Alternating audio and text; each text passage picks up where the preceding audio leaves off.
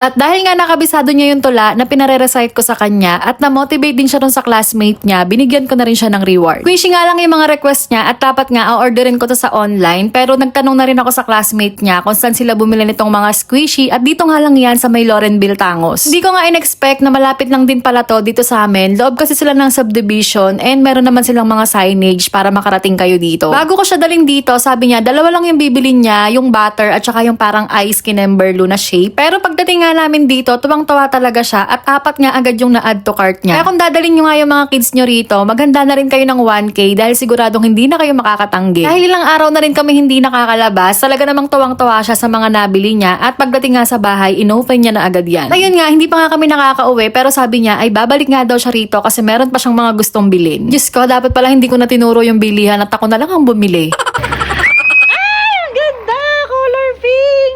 Tulungan mo dito. Meron sa Next. Ryan, hindi na mabili. Hot? Ito ang dumplings na to, slow rise siya kumpara dun sa nabili namin sa palengke na para siyang rubber. Bango din yung mga amoy nila, lalo na yung butter, amoy siyang butter.